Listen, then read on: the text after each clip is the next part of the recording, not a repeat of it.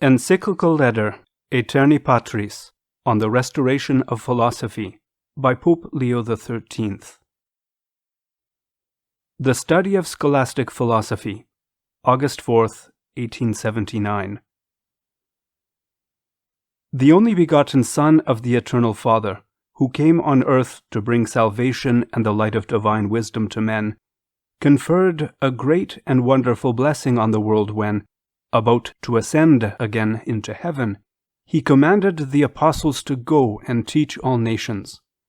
and left the church which he had founded to be the common and supreme teacher of the peoples. For men, whom the truth had set free, were to be preserved by the truth, nor would the fruits of heavenly doctrines, by which salvation comes to men, have long remained, had not the Lord Christ appointed an unfailing authority for the instruction of the faithful. And the Church, built upon the promises of its own divine author, whose charity it imitated, so faithfully followed out his commands that its constant aim and chief wish was this: to teach true religion and contend forever against errors. To this end, assuredly have tended the incessant labors of individual bishops. To this end also the published laws and decrees of councils, and especially the constant watchfulness of the Roman pontiffs, to whom, as successors of the blessed Peter in the primacy of the apostles, belongs the right and office of teaching and confirming their brethren in the faith. Since then, according to the warning of the apostle, the minds of Christ's faithful are apt to be deceived, and the integrity of the faith to be corrupted among men by philosophy and vain deceit, the supreme pastors of the Church have always thought it their duty to advance, by every means in their power, science truly so called, and at the same time to provide with special care that all studies should accord with the Catholic faith, especially philosophy, on which a right apprehension of the other sciences in great part depends. Indeed, venerable brethren, on this very subject, among others, we briefly admonish you in our first encyclical letter. But now, both by reason of the gravity of the subject and the condition of the time, we are again compelled to speak to you on the mode of taking up the study of philosophy which shall respond most fitly to the true faith, and at the same time be most consonant with the dignity of human knowledge. Whoso turns his attention to the bitter strifes of these days, and seeks a reason for the troubles that vex public and private life, must come to the conclusion that a fruitful cause of the evils which now afflict, as well as of those which threaten us, lies in this: that false conclusions concerning divine and human things, which originated in the schools of philosophy, have crept into all the orders of the state, and have been accepted by the common consent of the masses. For since it is in the very nature of man to follow the guide of reason in his actions, if his intellect sins at all, his will soon follows,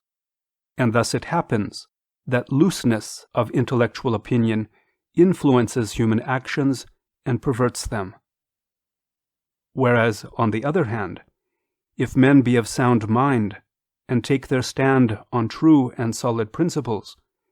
there will result a vast amount of benefits for the public and private good. We do not indeed attribute such force and authority to philosophy as to esteem it equal to the task of combating and rooting out all errors. For when the Christian religion was first constituted, it came upon earth to restore it to its primeval dignity by the admirable light of faith, diffused not by persuasive words of human wisdom, but in the manifestation of spirit and of power. So also at the present time, we look above all things to the powerful help of Almighty God, to bring back to a right understanding the minds of men and dispel the darkness of error. But the natural helps with which the grace of the divine wisdom, strongly and sweetly disposing all things, has supplied the human race, are neither to be despised nor neglected, chief among which is evidently the right use of philosophy. For not in vain did God set the light of reason in the human mind, and so far is the superadded light of faith from extinguishing or lessening the power of the intelligence, that it completes it rather, and by adding to its strength, renders it capable of greater things.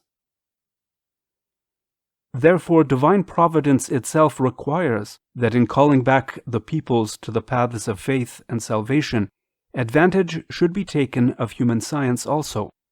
an approved and wise practice which history testifies was observed by the most illustrious fathers of the Church. They indeed were wont neither to belittle nor undervalue the part that reason had to play, as is summed up by the great Augustine, when he attributes to this science, "that by which the most wholesome faith is begotten, is nourished, defended, and made strong." In the first place, philosophy, if rightly made use of by the wise, in a certain way tends to smooth and fortify the road to true faith, and to prepare the souls of its disciples for the fit reception of revelation. For which reason it is well called by ancient writers sometimes a stepping stone to the Christian faith, sometimes the prelude and help of Christianity,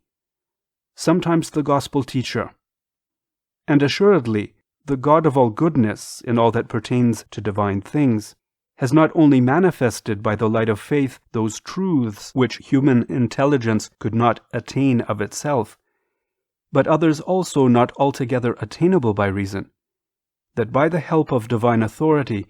they may be made known to all at once and without any admixture of error. Hence it is that certain truths which were either divinely proposed for belief, or were bound by the closest chains to a doctrine of faith, were discovered by pagan sages with nothing but their natural reason to guide them, were demonstrated and proved by becoming arguments. For, as the Apostle says, the invisible things of Him, from the creation of the world, are clearly seen, being understood by the things that are made. His eternal power also and divinity. And the Gentiles who have not the law show, nevertheless, the work of the law written in their hearts. But it is most fitting to turn these truths, which have been discovered by the pagan sages even, to the use and purposes of revealed doctrine, in order to show that both human wisdom and the very testimony of our adversaries serve to support the Christian faith.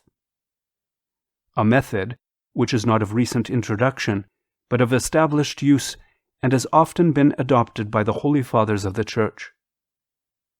For instance, those venerable men, the witnesses and guardians of religious traditions,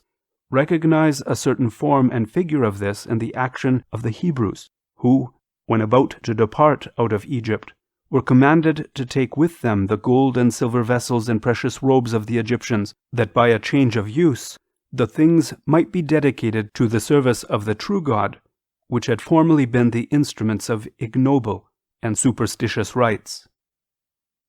Gregory of Caesarea praises Origen expressly, because with singular dexterity, as one snatches weapons from the enemy, he turned to the defense of Christian wisdom and to the destruction of superstition many arguments drawn from the writings of the pagans. And Gregory of Nyssa praise and commend a like mode of disputation in Basil the Great, while Jerome especially commends it in Quadratus, a disciple of the Apostles, in Aristide, Justin, Irenaeus, and very many others. Augustine says, "Do we not see Cyprian, that mildest of doctors and most blessed of martyrs, going out of Egypt laden with gold and silver and vestments? And Lactantius also, and Victorinus, Optatus, and Hilary? And not to speak of the living, how many Greeks have done likewise?" But if natural reason first sowed this rich field of doctrine before it was rendered fruitful by the power of Christ, it must assuredly become more prolific after the grace of the Saviour has renewed and added to the native faculties of the human mind. And who does not see that a plain and easy road is opened up to faith by such a method of philosophic study. But the advantage to be derived from such a school of philosophy is not to be confined within these limits. The foolishness of those men is gravely reproved in the words of divine wisdom, who by these good things that are seen could not understand him that is, neither by attending to the works could have acknowledged who was the workman. In the first place, then, this great and noble fruit is gathered from human reason, that it demonstrates that God is. For by the greatness of the beauty and of the creature, the Creator of them may be seen so as to be known thereby. Again, it shows God to excel in the height of all perfections, in infinite wisdom before which nothing lies hidden, and in absolute justice which no depraved affection could possibly shake. And that God, therefore, is not only true, but truth itself, which can neither deceive nor be deceived. Whence it clearly follows that human reason finds the fullest faith and authority united in the Word of God. In like manner, reason declares that the doctrine of the gospel has even from its very beginning been made manifest by certain wonderful signs, the established proofs, as it were, of unshaken truth. And that all, therefore, who set faith in the gospel do not believe rashly, as though following cunningly devised fables, but by a most reasonable consent, subject their intelligence and judgment to an authority which is divine. And of no less importance is it that reason most clearly sets forth that the Church instituted by Christ, as laid down in the Vatican Synod, on account of its wonderful spread, its marvelous sanctity, and its inexhaustible fecundity in all places, as well as of its Catholic unity and unshaken stability, is in itself a great and perpetual motive of belief and an irrefragable testimony of its own divine mission. Its solid foundations having been thus laid, a perpetual and varied service is further required of philosophy, in order that sacred theology may receive and assume the nature, form, and genius of a true science. For in this, the most noble of studies, it is of the greatest necessity to bind together, as it were, in one body, the many and various parts of the heavenly doctrines, that each being allotted to its own proper place and derived from its own proper principles, the whole may join together in a complete union. In order, in fine, that all and each part may be strengthened by its own and the other's invincible arguments. Nor is it that more accurate or fuller knowledge of the things that are believed, and somewhat more lucid understanding, as far as it can go, of the very mysteries of faith which Augustine and the other fathers commended and strove to reach, and which the Vatican Synod itself declared to be most fruitful, to be passed over in silence or belittled. Those will certainly more fully and more easily attain that knowledge and understanding who, to integrity of life and love of faith, join a mind rounded and finished by philosophic studies, as the same Vatican Synod teaches that the knowledge of such sacred dogmas ought to be sought, as well from analogy of the things that are naturally known, as from the connection of those mysteries one with another and with the final end of man. Lastly, the duty of religiously defending the truths divinely delivered, and of resisting those who dare oppose them, pertains to philosophic pursuits. Wherefore it is the glory of philosophy to be esteemed as the bulwark of faith and the strong defense of religion. As Clement of Alexandria testifies, the doctrine of the Saviour is indeed perfect in itself, and wanteth not, since it is the power and wisdom of God. And the assistance of the Greek philosophy maketh not the truth more powerful, but inasmuch as it weakens the contrary arguments of the sophists, and repels the veiled attacks against the truth, it has been fitly called the hedge and fence of the vine. For as the enemies of the Catholic name, when about to attack religion, are in the habit of borrowing their weapons from the arguments of philosophers, so the defenders of sacred science draw many arguments from the store of philosophy, which may serve to uphold revealed dogmas. Nor is the triumph of the Christian faith a small one in using human reason to repel powerfully and speedily the attacks of its adversaries by the hostile arms which human reason itself supplied. Which species of religious strife St. Jerome, writing to Magnus, notices as having been adopted by the apostle of the Gentiles himself, Paul, the leader of the Christian army and the invincible orator,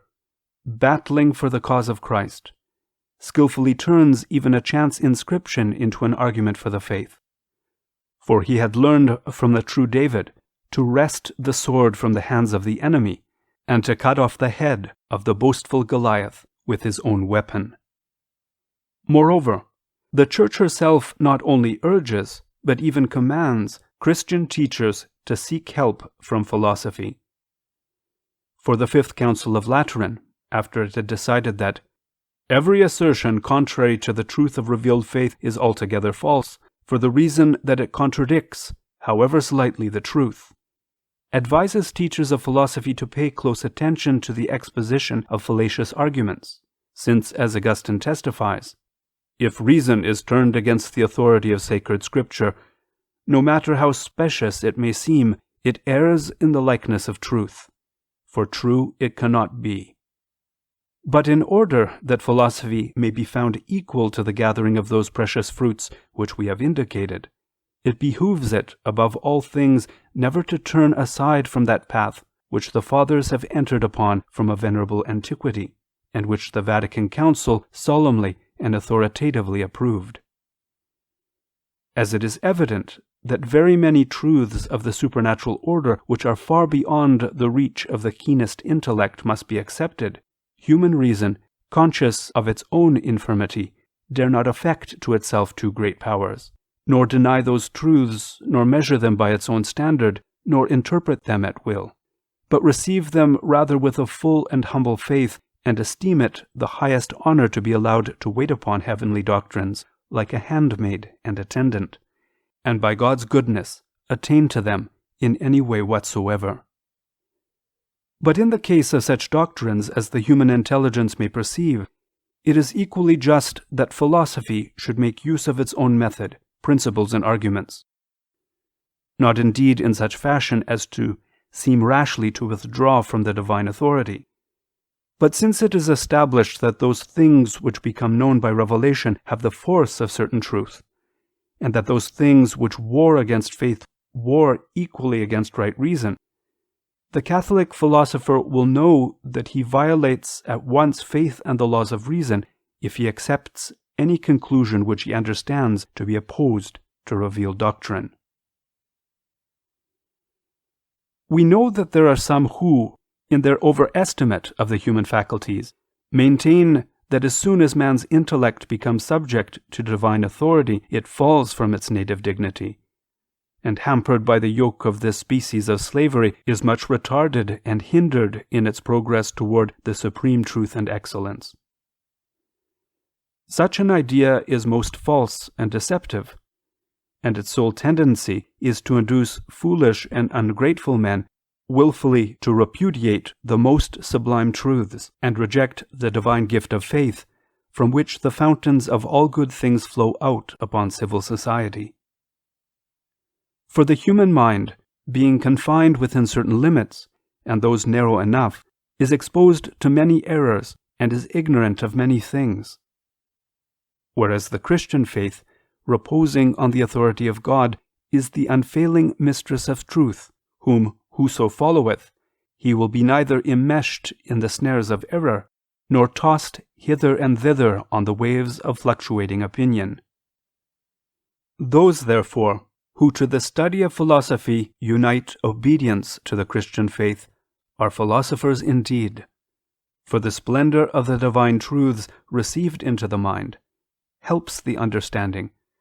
and not only detracts in no wise from its dignity, but adds greatly to its nobility, keenness, and stability. For surely that is a worthy and most useful exercise of reason, when men give their minds to disproving those things which are repugnant to faith, and proving the things which conform to faith. In the first case, they cut the ground from under the feet of error, and expose the viciousness of the arguments on which error rests,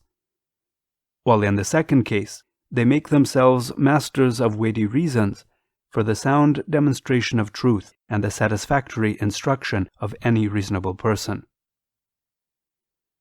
Whoever denies that such study and practice tend to add to the resources and expand the faculties of the mind must necessarily and absurdly hold that the mind gains nothing from discriminating between the true and the false.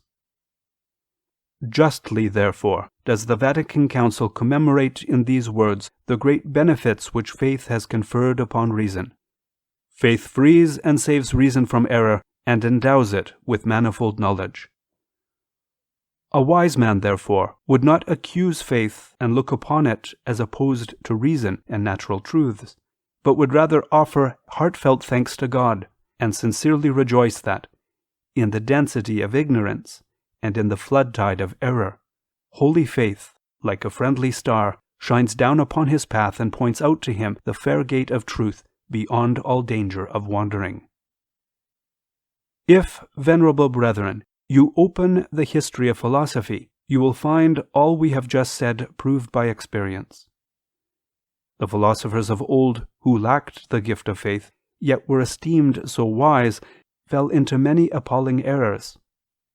You know how often among some truths they taught false and incongruous things,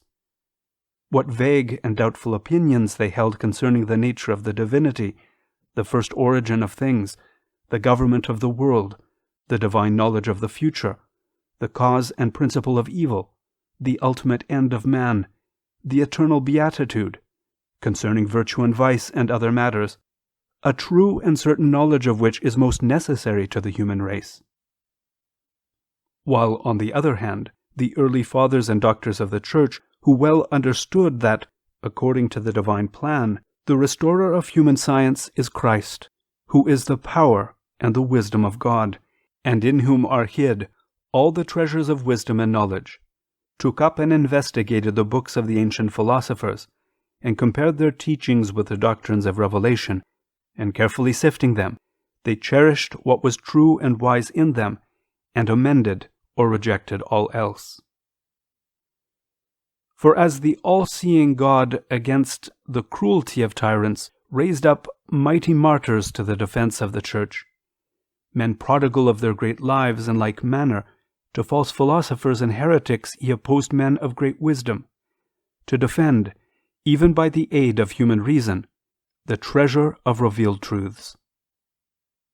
Thus, from the very first ages of the Church, the Catholic doctrine has encountered a multitude of most bitter adversaries, who, deriding the Christian dogmas and institutions, maintained that there were many gods, that the material world never had a beginning or cause, and that the course of events was one of blind and fatal necessity, not regulated by the will of divine providence. But the learned men, whom we call apologists, speedily encountered these teachers of foolish doctrine, and under the guidance of faith found arguments in human wisdom also to prove that one God, who stands preeminent in every kind of perfection, is to be worshipped, that all things were created from nothing by his omnipotent power, that by his wisdom they flourish and serve each their own special purposes. Among these, St. Justin Martyr claims the chief place. After having tried the most celebrated academies of the Greeks, he saw clearly, as he himself confesses, that he could only draw truths in their fullness from the doctrines of revelation. These he embraced with all the ardor of his soul, purged of calumny, courageously and fully defended before the Roman emperors, and reconciled with them not a few of the sayings of the Greek philosophers. Quadratus also, and Aristide, Hermias, and Athenagoras stood nobly forth in that time. Nor did Irenaeus, the invincible martyr and bishop of Lyons, win less glory in the same cause when, forcibly refuting the perverse opinions of the Orientals, the work of the Gnostics, scattered broadcast over the territories of the Roman Empire, he explained, according to Jerome, the origin of each heresy and in what philosophic source it took its rise. But who knows not the disputations of Clement of Alexandria, which the same Jerome thus honorably commemorates? What is there in them that is not learned, and what that is not of the very heart of philosophy? He himself indeed, with marvelous versatility, treated of many things of the greatest utility for preparing a history of philosophy, for the exercise of the dialectic art, and for showing the agreement between reason and faith. After him came Origen, who graced the chair of the school of Alexandria, and was most learned in the teachings of the Greeks and Orientals. He published many volumes, involving great labor, which were wonderfully adapted to explain the divine writings and illustrate the sacred dogmas, which, though, as they now stand, not altogether free from error, contain nevertheless a wealth of knowledge tending to the growth and advance of natural truths. Tertullian opposes heretics with the authority of the sacred writings. With the philosophers he changes his fence and disputes philosophically, but so learnedly and accurately did he confute them, that he made bold to say, "Neither in science nor in schooling are we equals, as you imagine." Arnobius also in his works against the pagans,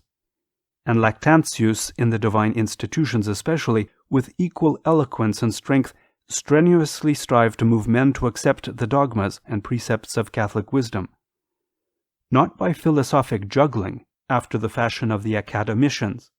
but vanquishing them partly by their own arms, and partly by arguments drawn from the natural contentions of the philosophers. But the writings on the human soul, the divine attributes, and other questions of mighty moment, which the great Athanasius and Chrysostom, the prince of orators, have left behind them, are, by common consent, so supremely excellent, that it seems scarcely anything could be added to their subtlety and fullness.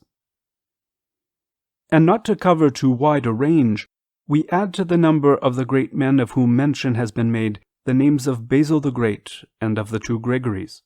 who, on going forth from Athens, that home of all learning, thoroughly equipped with all the hardness of philosophy, turned the wealth of knowledge which each had gathered up in course of zealous study to the work of refuting heretics and preparing Christians. But Augustine would seem to have wrested the palm from all. Of a most powerful genius, and thoroughly saturated with sacred and profane learning, with the loftiest faith and with equal knowledge, he combated most vigorously all the errors of his age. What height of philosophy did he not reach? What region of it did he not diligently explore, either in expounding the loftiest mysteries of the faith to the faithful, or defending them against the fell onslaught of adversaries? Or again when, in demolishing the fables of the academicians or the Manichaeans, he laid the safe foundations and sure structure of human science, or followed up the reason, origin, and causes of the evils that afflict man? How subtly he reasoned on the angels, the soul, the human mind, the will and free choice, on religion and the life of the blessed, on time and eternity, and even on the very nature of changeable bodies. Afterwards, in the East, John Damascene, treading in the footsteps of Basil and of Gregory Nazianzen, and in the West, Boetius and Anselm following the doctrines of Augustine, added largely to the patrimony of philosophy. Later on, the doctors of the Middle Ages, who are called scholastics, addressed themselves to a great work, that of diligently collecting and sifting and storing up, as it were, in one place, for the use and convenience of posterity, the rich and fertile harvests of Christian learning scattered abroad in the voluminous works of the Holy Fathers. And with regard, venerable brethren, to the origin, drift, and excellence of this scholastic learning, it may well be here to speak more fully in the words of one of the wisest of our predecessors, Sixtus V. By the divine favor of him who alone gives the spirit of science and wisdom and understanding, and who through all ages, as there may be need, enriches his church with new blessings, and strengthens it with new safeguards, there was founded by our fathers, men of eminent wisdom, the scholastic theology, which two glorious doctors in particular, the angelic St. Thomas and the seraphic St. Bonaventure, illustrious teachers of this faculty, with surpassing genius, by unwearied diligence, and at the cost of long labors and vigils, set in order and beautified, and when skillfully arranged and clearly explained in a variety of ways, handed down to posterity. And indeed, the knowledge and use of so salutary a science, which flows from the fertilizing founts of the sacred writings, the sovereign pontiffs, the holy fathers, and the councils must always be of the greatest assistance to the Church, whether with the view of really and soundly understanding and interpreting the Scriptures, or more safely and to better purpose, reading and explaining the Fathers, or for exposing and refuting the various errors and heresies. And in these late days, when those dangerous times described by the Apostle are already upon us, when the blasphemers, the proud, and the seducers go from bad to worse, erring themselves and causing others to err, there is surely a very great need of confirming the dogmas of Catholic faith and confuting heresies. Although these words seem to bear reference solely to scholastic theology, nevertheless they may plainly be accepted as equally true of philosophy and its praises.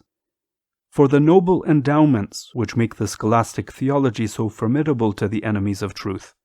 to wit, as the same pontiff adds, that ready and close coherence of cause and effect, that order and array as of a disciplined army in battle, those clear definitions and distinctions, that strength of argument and those keen discussions, by which light is distinguished from darkness, the true from the false, expose and strip naked, as it were, the falsehoods of heretics wrapped around by a cloud of subterfuges and fallacies. Those noble and admirable endowments, we say, are only to be found in a right use of that philosophy which the scholastic teachers have been accustomed carefully and prudently to make use of, even in theological disputations. Moreover, since it is the proper and special office of the scholastic theologians to bind together by the fastest chain human and divine science, surely the theology in which they excelled would not have gained such honor and commendation among men if they had made use of a lame and imperfect or vain philosophy. Among the scholastic doctors, the chief and master of all towers Thomas Aquinas, who, as Cajetan observes, because he most venerated the ancient doctors of the Church, in a certain way seems to have inherited the intellect of all. The doctrines of those illustrious men, like the scattered members of a body, Thomas collected together and cemented, distributed in wonderful order, and so increased with important additions, that he is rightly and deservedly esteemed the special bulwark and glory of the Catholic faith. With his spirit at once humble and swift, his memory ready and tenacious, his life spotless throughout, a lover of truth for its own sake, richly endowed with human and divine science, like the sun he heated the world with the ardor of his virtues and filled it with the splendor of his teaching. Philosophy has no part which he did not touch finely at once and thoroughly, on the laws of reasoning, on God and incorporeal substances, on man and other sensible things, on human actions and their principles. He reasoned in such a manner that in him there is wanting neither a full array of questions, nor an apt disposal of the various parts, nor the best method of proceeding, nor soundness of principles or strength of argument, nor clearness and elegance of style, nor a facility for explaining what is abstruse. Moreover, the angelic doctor pushed his philosophic conclusions into the reasons and principles of the things which are most comprehensive and contain in their bosom, so to say, the seeds of almost infinite truths, to be unfolded in good time by later masters and with a goodly yield. And as he also used this philosophic method in the refutation of error, he won this title to distinction for himself, that single-handed he victoriously combated the errors of former times, and supplied invisible arms to put those to rout which might in after times spring up. Again, clearly distinguishing, as is fitting, reason from faith, while happily associating the one with the other, he both preserved the rights and had regard for the dignity of each. So much so, indeed, that reason, borne on the wings of Thomas to its human height, can scarcely rise higher, while faith could scarcely expect more or stronger aids from reason than those which he had already obtained through Thomas. For these reasons, learned men, in former ages especially, of the highest repute in theology and philosophy, after mastering with infinite pains the immortal works of Thomas, gave themselves up not so much to be instructed in his angelic wisdom as to be nourished upon it. It is known that nearly all the founders and framers of laws of the religious orders commanded their associates to study and religiously adhere to the teaching of St. Thomas, fearful lest any of them should swerve even in the slightest degree from the footsteps of so great a man. To say nothing of the family of St. Dominic, which rightly claims this great teacher for its own glory, the statutes of the Benedictines, the Carmelites, the Augustinians, the Society of Jesus, and many others, all testify that they are bound by this law. And here, how pleasantly one's thoughts fly back to those celebrated schools and academies which flourished of old in Europe, to Paris, Salamanca, Alcala, to Douay, Toulouse, and Louvain, to Padua and Bologna, to Naples and Coimbra, and to many another. All know how the fame of these seats of learning grew with their years,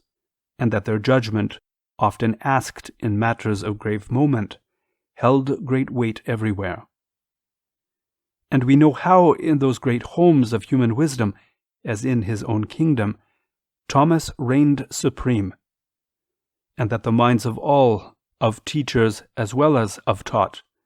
rested in wonderful harmony under the shield and authority of the angelic doctor. But furthermore,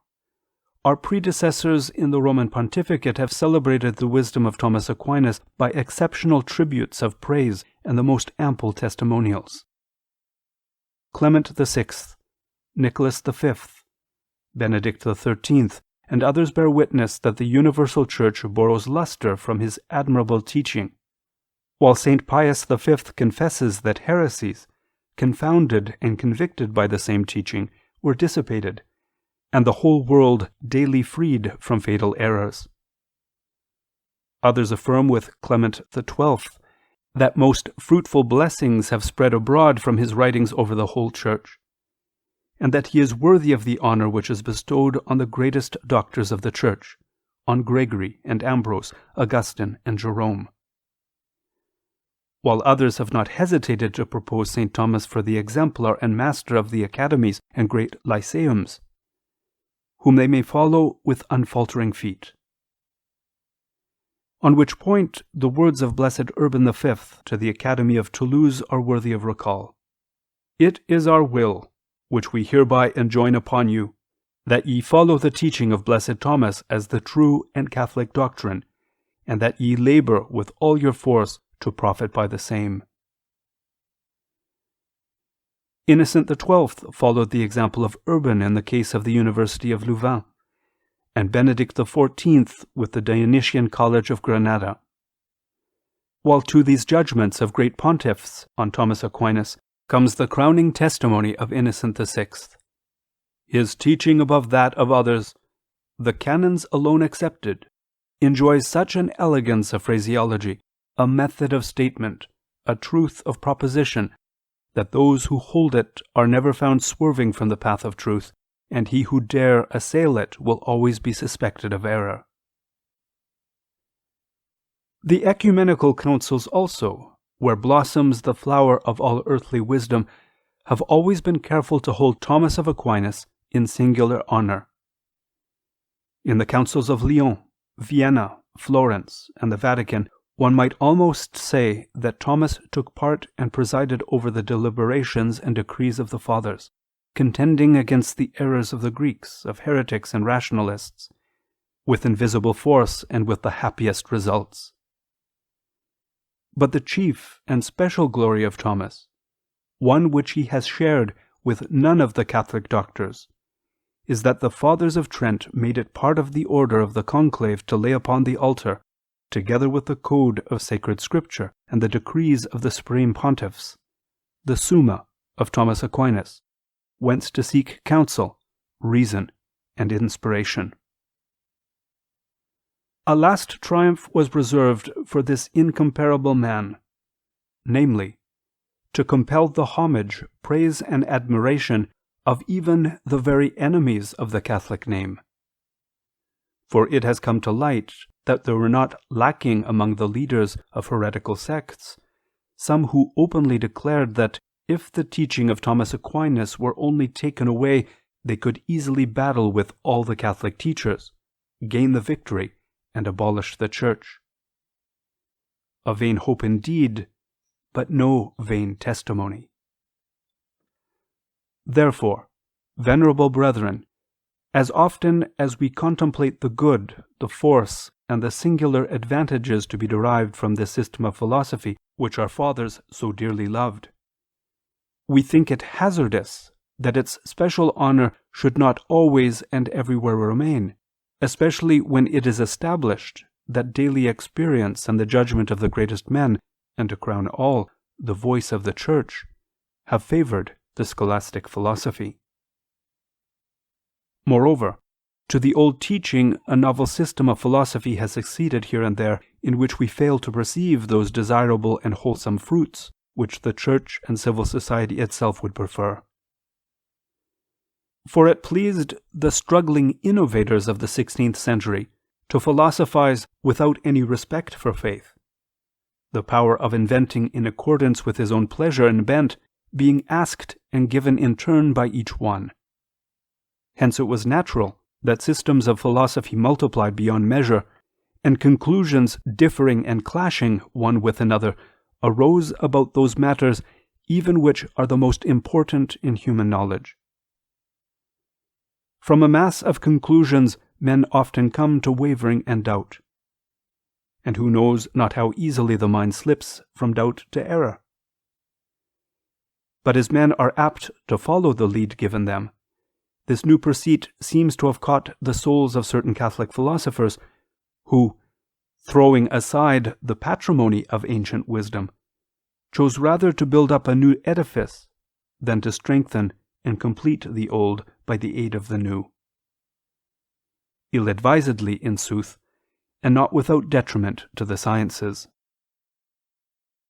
For a multiform system of this kind, which depends on the authority and choice of any professor, has a foundation open to change, and consequently gives us a philosophy not firm and stable and robust like that of old, but tottering and feeble. And if perchance it sometimes finds itself scarcely equal to sustain the shock of its foes, it should recognize that the cause and the blame lie in itself. In saying this, we have no intention of discountenancing the learned and able men who bring their industry and erudition, and what is more, the wealth of new discoveries, to the service of philosophy. For of course, we understand that this tends to the development of learning. But one should be very careful lest all or his chief labor be exhausted in those pursuits and in mere erudition. And the same thing is true of sacred theology, which indeed may be assisted and illustrated by all kinds of erudition, though it is absolutely necessary to approach it in the grave manner of the scholastics, in order that, the forces of revelation and reason being united in it, it may continue to be the invincible bulwark of the faith. With wise forethought, therefore, not a few of the advocates of philosophic studies, when turning their minds recently to the practical reform of philosophy, aimed and aim at restoring the renowned teaching of Thomas Aquinas and winning it back to its ancient beauty. We have learned with great joy that many members of your order, venerable brethren, have taken this plan to heart,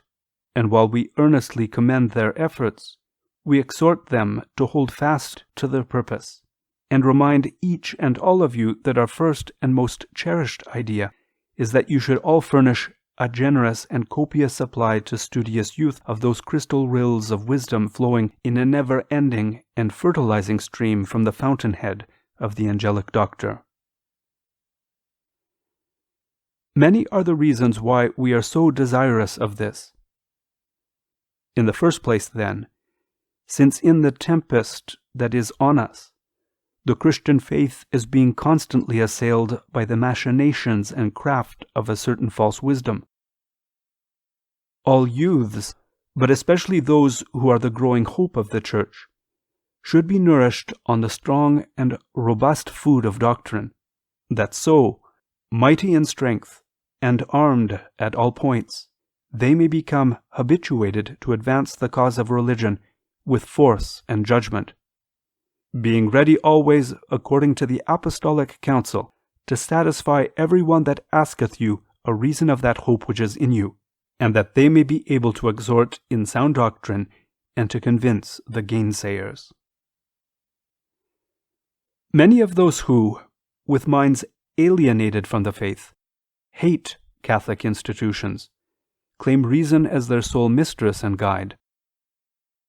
Now, we think that, apart from the supernatural help of God, nothing is better calculated to heal those minds and to bring them into favor with the Catholic faith than the solid doctrine of the Fathers and the Scholastics, who so clearly and forcibly demonstrate the firm foundations of the faith, its divine origin, its certain truth, the arguments that sustain it, the benefits it has conferred on the human race, and its perfect accord with reason, in a manner so to satisfy completely the minds open to persuasion, however unwilling and repugnant. Domestic and civil society even, which, as all see, is exposed to great danger from this plague of perverse opinions, would certainly enjoy a far more peaceful and secure existence if a more wholesome doctrine were taught in the academies and schools, one more in conformity with the teaching of the Church, such as is contained in the works of Thomas Aquinas. For the teachings of Thomas on the true meaning of liberty, which at this time is running into license, on the divine origin of all authority, on laws and their force, on the paternal and just role of princes, on obedience to the higher powers, on mutual charity one towards another. On all of these and kindred subjects have very great and invincible force to overturn the principles of the new order, which are well known to be dangerous to the peaceful order of things and to public safety. In short, all studies ought to find hope of advancement and promise of assistance in this restoration of philosophic discipline which we have proposed. The arts were wont to draw from philosophy, as from a wise mistress, sound judgment and right method, and from it also their spirit as from the common fount of life. When philosophy stood stainless in honor and wise in judgment, then, as facts and constant experience showed, the liberal arts flourished as never before or since. But neglected and almost blotted out, they lay prone, since philosophy began to lean on error and join hands with folly. Nor will the physical sciences, which are now in such great repute, and by the renown of so many inventions draw such universal admiration to themselves, suffer detriment, but find very great assistance in the re-establishment of the ancient philosophy. For the investigation of facts and the contemplation of nature is not alone sufficient for their profitable exercise and advance. But when facts have been established, it is necessary to rise and apply ourselves to the study of the nature of corporeal things, to inquire into the laws which govern them, and the principles whence their order and varied unity and mutual attraction in diversity arise. To such investigations, it is wonderful what force and light and aid the scholastic philosophy, if judiciously taught, would bring. And here it is well to note that our philosophy can only by the grossest injustice be accused of being opposed to the advance and development of natural science. For when the scholastics, following the opinion of the Holy Fathers, always held in anthropology that the human intelligence is only led to the knowledge of things without body and matter by things sensible, they well understood that nothing was of greater use to the philosopher than diligently to search into the mysteries of nature and to be earnest and constant in the study of physical things. And this they confirmed by their own example. For St. Thomas, Blessed Albertus Magnus, and other leaders of the scholastics were never so wholly wrapped in the study of philosophy as not to give large attention to the knowledge of natural things. And indeed, the number of their sayings and writings on these subjects, which recent professors approve of and admit to harmonize with truth, is by no means small. Moreover, in this very age, many illustrious professors of the physical sciences openly testify that between certain and accepted conclusions of modern physics and the philosophic principles of the schools, there is no conflict worthy of the name. While, therefore, we hold that every word of wisdom, every useful thing by whomsoever discovered or planned, ought to be received with a willing and grateful mind, we exhort you, venerable brethren, in all earnestness to restore the golden wisdom of St. Thomas, and to spread it far and wide for the defense and beauty of the Catholic faith, for the good of society, and for the advantage of all the sciences.